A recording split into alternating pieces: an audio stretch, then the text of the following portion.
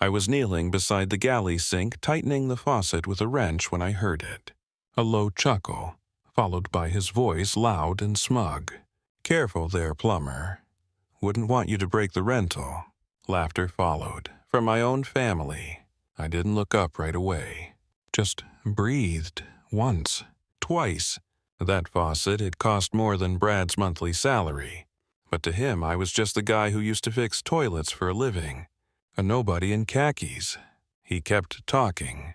"I mean, this whole setup, it's cute. A yacht weekend must have cost every penny of your pension." More laughter.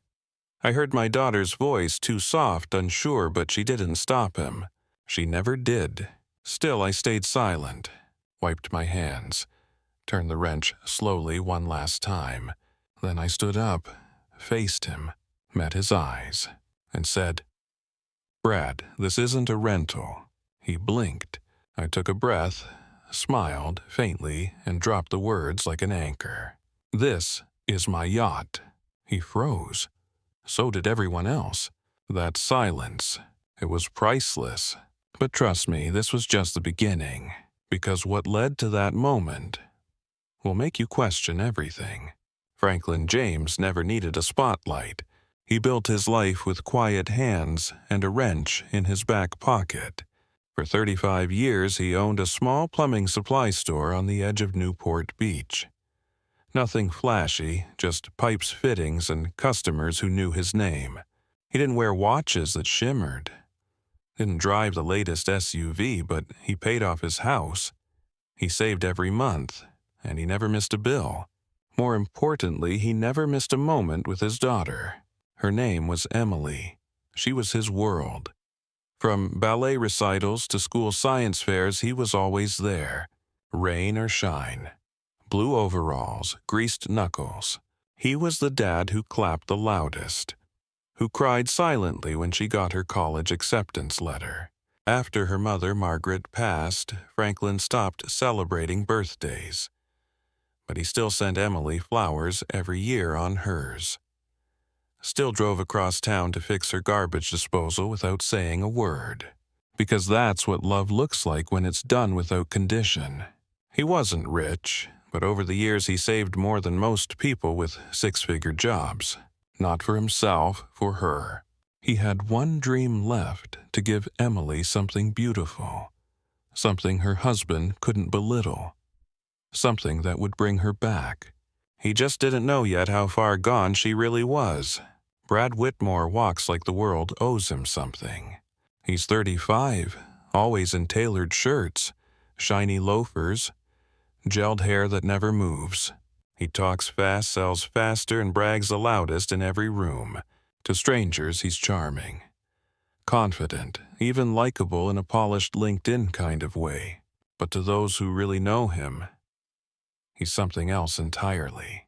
Brad married Emily 3 years ago. He said all the right things, made all the right promises, and for a while Franklin believed him, until the cracks showed.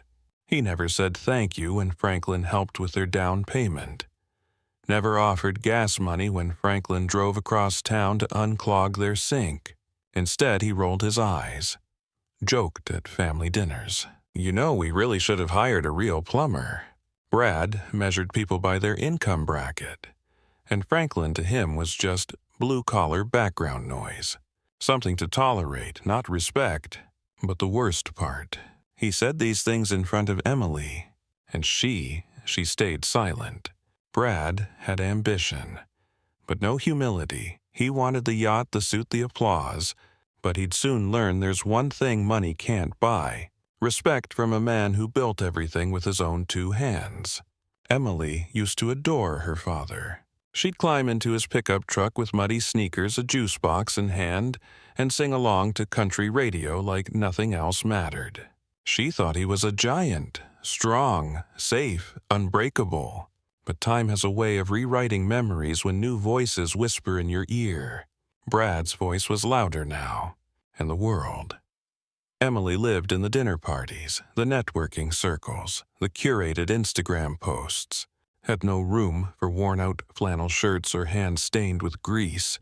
At first, she tried to bridge the gap. She laughed awkwardly when Brad teased her dad. She made excuses. He's just joking, he doesn't mean it. But over time, she stopped defending, stopped calling, stopped seeing the man who gave up everything for her as someone worth standing up for. It wasn't anger, it wasn't shame. It was something worse. Embarrassment. Emily loved her father. Still did somewhere deep beneath the surface. But when her friends asked, "What does your dad do?" she hesitated. And with a soft smile she'd answer, "He used to run a small business. He's retired now." As if that was the whole story. As if love could ever be retired. Franklin called it his last big gesture. A farewell to silence. A gift that spoke the love he could never quite put into words. He'd spent years planning it. Late nights reading specs, mornings staring at bank statements, quietly turning dreams into reality. The yacht was named Serenity. 36 feet of handcrafted teak, Italian leather in the cabin, marble countertops, solar navigation. She wasn't just a boat, she was every drop of sweat he'd ever wiped from his brow. But when Franklin invited them, he didn't say a word about ownership. He told Brad and Emily, "Let's celebrate your anniversary. I've arranged something special." Brad smirked. "A rental yacht, huh? You really pulled out all the stops, old man." Franklin only smiled. He didn't correct him. Didn't explain. Didn't mention the signature he put on the check 3 weeks ago. Didn't mention the certificate of ownership now tucked away in his cabin drawer. Because this wasn't about boasting. It was about presence. About one last weekend where he could see his daughter smile not for Instagram, not for status, but because her father made her feel safe just like he used to. But he should have known. Some people don't recognize love unless it comes wrapped in pride. The moment they stepped aboard, Brad's mouth started working. Wow, real wood floors. Someone spared no expense on this rental. He ran his hand across the railing. Tapped the mahogany with his knuckles. Feels legit. Bet it cost a fortune. Probably a once-in-a-lifetime splurge, huh? Franklin said nothing. Just smiled and offered him a drink. Brad took the glass, looked around the deck, then grinned sideways. Guess plumbing does pay off. Eventually, Emily gave a soft laugh. It died quickly. Franklin adjusted the sails. Brad followed behind, commenting on everything. Imported wine fancy. Is that real Italian marble inside? No way this was under 6 figures. He nudged Emily. Your dad really wanted to impress, huh? Retirement's been good to him. It wasn't the words. It was the tone. The implication that Franklin didn't belong in this kind of setting. That he was playing dress-up in someone else's world. Franklin said little, but inside something cracked. Not because Brad was cruel, but because Emily just let it happen. Again. And Brad, he wasn't done. Not even close. Franklin glanced at his daughter from across the deck. She was laughing. A little too loudly. At Brad's joke, another dig wrapped in sarcasm. Maybe we should Airbnb this place when we're done. Could make a killing. Yachts like this don't come cheap, huh, Dad? Brad raised his glass. Emily just smiled. She didn't look at Franklin. Didn't reach for his hand. Didn't say, "Hey, knock it off." Didn't say anything. And somehow that silence cut deeper than the insult. He remembered a time when Emily was little, when a boy on the playground mocked his muddy boots. She stormed over, hands on hips. "My daddy builds things. What does your dad do?" She was 6, fierce, proud. Now she was 32, educated, polished, married, and ashamed. Franklin turned away, pretending to fix the sail. His hands shook, not from age, but from the ache of watching someone you raised forget where they came from. One word from her, just one, could have changed the entire energy on that deck.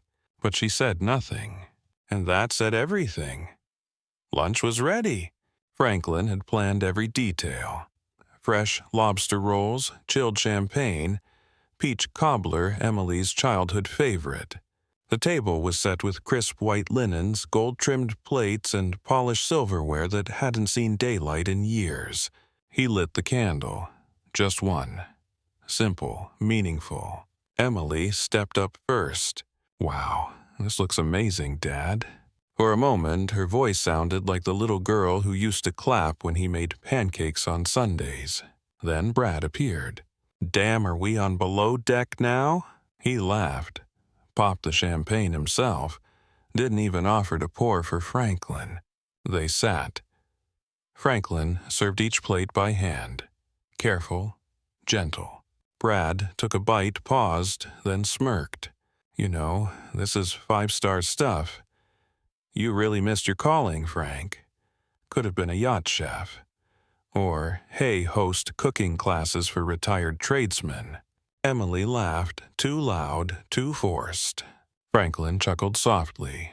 Didn't flinch, didn't bite back. But inside, he heard the same message he'd been hearing all morning. "You don't belong here. You're trying too hard. This isn't your world." And yet they were eating his food, drinking his wine, sailing on his boat, still thinking it wasn't his. 3 weeks earlier. Franklin sat at his kitchen table. No music.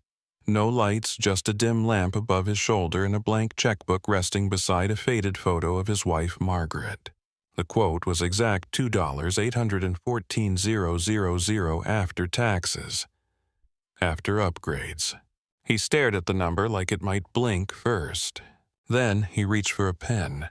His hands moved slowly, carefully, like every stroke of ink carried a memory. The years of crawling under sinks, fixing pipes in snowstorms, turning down vacations so he could put more into savings. This wasn't impulse, it wasn't ego, it was legacy. A gift, a symbol. He thought about Emily, her 6th birthday on the lake, how she used to shout, "Let's live on a boat forever, Daddy." How her eyes lit up when the sun hit the water just right. Franklin smiled, signed his name, slid the check into an envelope, then whispered, "Happy anniversary," not to himself, to her, to Emily, to the daughter he still believed would understand what love really looked like. Someday. It started with a drip. Brad stood in the galley kitchen examining the faucet like a detective on a case. "Hey, Frank, you notice this thing's leaking?" Franklin looked over. Was fine this morning. Brad knelt down, rolled up his sleeves, and pulled out a multi-tool from his backpack. Yes, he brought tools to someone else's yacht. "Let me take a look. Can't trust rental maintenance, right?" Franklin didn't answer, just watched.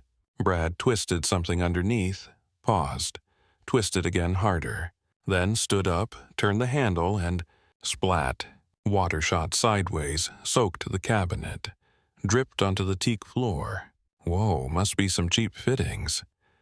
"Told you, this place wasn't built to last." He laughed. So did no one else. Emily rushed in with towels. Franklin crouched down. His hands moved gently, checking the damage. He knew. He knew that faucet was brand new. He'd installed it himself. Double-checked the seals. Pressure-tested every line. This wasn't wear and tear. It was sabotage. But Franklin didn't raise his voice. Didn't point fingers. Instead, he stood up, wiped his hands, and walked to the cockpit. He had a camera system on board, and he just remembered exactly where it was pointed. Franklin stepped into the cockpit, closed the door, locked it behind him. The hum of the ocean faded. Silence. Just him and the low glow of the navigation screen. To the left, a small black monitor blinked to life. 4 camera angles, front deck, galley, engine bay, and the kitchen sink, exactly where Brad had knelt. Franklin rewound the footage, pressed play. There he was, Brad glancing around, making sure no one was watching. He reached into his bag, pulled out the multi-tool, loosened the seal. Just enough. Not to break it, but to rupture under pressure. Then he smiled. Smug, satisfied, deliberate. Franklin exhaled, slow, measured. This wasn't clumsiness. This wasn't a joke. This was disrespect, calculated, petty, cruel. He saved the clip, transferred it to a USB, slipped it into his jacket pocket like a loaded bullet. Then he stood there, still, hand resting on the wheel, eyes staring into the blue horizon like a soldier before the storm. He wasn't angry. He was done. Done being dismissed. Done being the quiet one. Done giving without being seen. Let them laugh, let them drink. Soon they'd see who this yacht really belonged to. Dinner was quiet. Too quiet. Emily picked at her salad. Brad scrolled through his phone, still smug from his little faucet performance. Franklin poured wine, sat down, and said softly, "I'd like to show you something." Brad looked up half interested. A slideshow. From the good old plumbing days. Franklin didn't answer. He pulled a small remote from his pocket, pressed a button. The TV in the cabin flickered on. Footage played. Brad in the kitchen, alone, unzipping his bag, taking out the tool, loosening the fitting, smiling. Silence. Emily froze. Brad's face went pale. He laughed forced. "What is this out of context? I was just checking the pipes." Franklin stood. Calm, grounded. That faucet was brand new, tested twice. It didn't leak until you touched it. Emily turned. "Brad, tell me you didn't," he snapped. "Oh, come on, Em, he's playing victim again. This whole Captain Dad act." Franklin raised a hand. Not to hit, to end.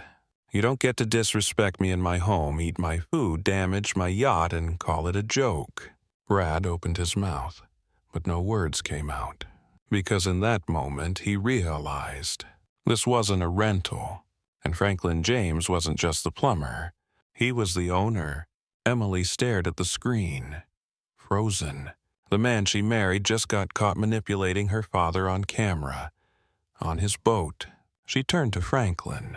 But he wasn't angry, just tired. Like someone who'd carried disappointment so long it had become part of his posture. Memories crashed in.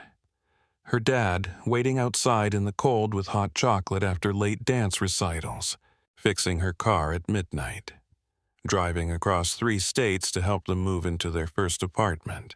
And she remembered something else. Her wedding day. How Franklin stood alone on the edge of the dance floor holding a glass of water, smiling. Even though she never asked him for a father-daughter dance. Emily blinked back tears. "Dad, why didn't you tell me?" Franklin looked at her softly. "Because I didn't buy the boat to prove anything. I bought it because you once told me the lake made you feel safe." Silence. Then slowly Emily got up, walked across the cabin, and for the first time in years she hugged her father without hesitation. "I'm sorry," she whispered. And Franklin, with all the grace only a father could carry, replied, "I've just been waiting for you to remember." Brad stood up, angry, cornered. "This is insane. I was helping. You're really gonna let some cheap footage ruin our trip?" Franklin didn't blink. "It's not the footage, it's the intention behind it." Brad turned to Emily. "Are you seriously siding with him now? After everything we've done?" Emily cut him off. "Everything he's done, Brad. You don't get to sabotage the man who's paid for your lifestyle and call it loyalty." Franklin stepped forward. Calm, unshaken. "You're leaving this boat. Tonight." Brad laughed, but it came out hollow. "We're in the middle of the lake." Franklin pointed to the dock light glowing just half a mile ahead. "You'll be escorted there in the dinghy. I've already radioed the marina." Brad looked around. No one moved. Even the sea seemed still. Watching. He muttered something under his breath, grabbed his bag, walked to the stern. Franklin turned away, not in anger, but in peace. He wasn't chasing revenge anymore. He was reclaiming his dignity. And that was louder than any insult Brad had ever spoken. The sun rose slow. Gold spilled across the deck, lighting up the teak like a memory. Franklin stood by the railing, mug of coffee in hand. No rush, no noise, just the gentle hum of the waves. Emily stepped out barefoot, hair pulled up, face bare, younger somehow. "Morning," she said softly. Franklin turned, nodded. "Sleep okay. Better than I have in weeks." She stepped beside him. No phones, no distractions. Just them, finally, in the same silence. "I didn't know," Emily whispered, "about the yacht, about how much you've given." Franklin sipped his coffee. Wasn't meant to be known, just meant to be felt. Emily looked out over the water, eyes glassy. "I think I forgot what that feels like." A pause. Then she reached out, took his hand. "Can we start over?" Franklin smiled, squeezed her fingers. "We never ended, just drifted a bit."